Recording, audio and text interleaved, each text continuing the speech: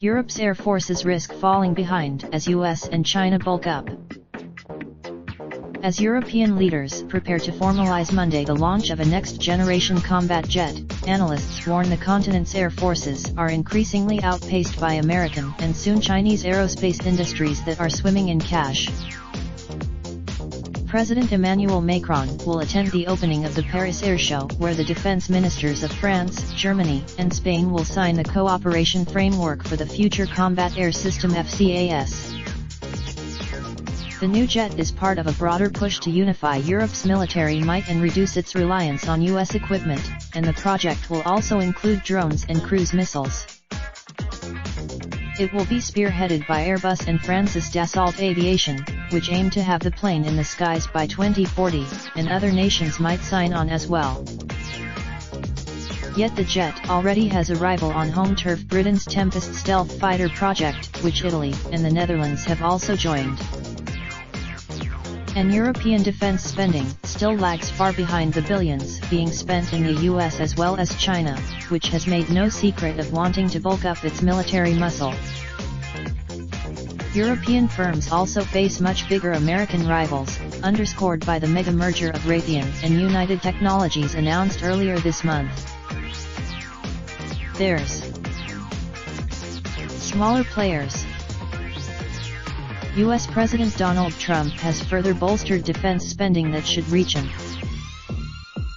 It has been a boon to industry leaders like Lockheed Martin, Northrop Grumman, and General Dynamics, not to mention the future Raytheon UTC. China has also been investing heavily, becoming the second biggest defense spender last year with some $250 billion.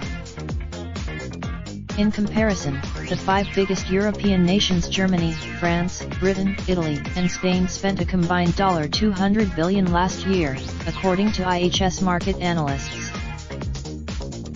While European firms have also been consolidating, such as the purchase of Zodiac Aerospace by equipment maker Safran, in large part it's a response to dwindling commercial aircraft projects.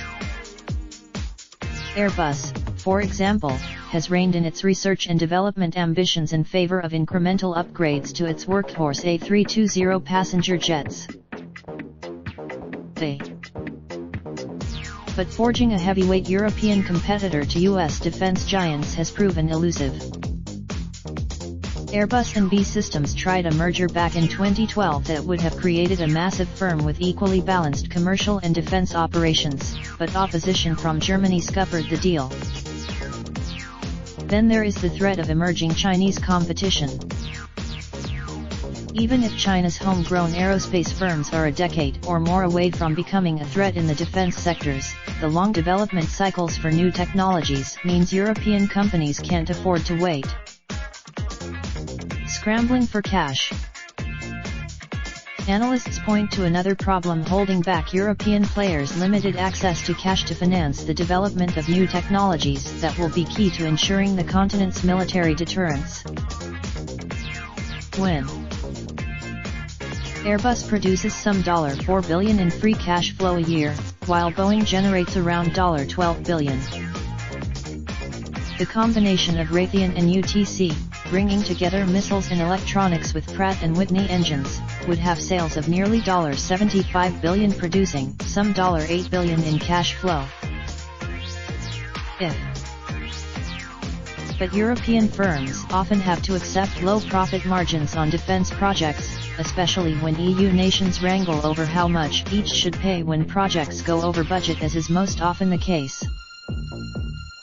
With the A400M military transport plane, for example, Airbus had to negotiate with governments for 2 years before it could stop the program from hemorrhaging cash because of production difficulties.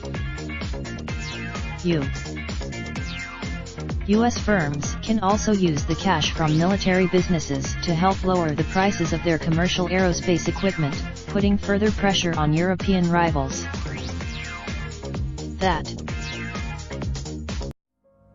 Raindrop, drop top, smoking, no cooking the hot pot. Fucking on your bitch, yeah, that. Looking up, open the park.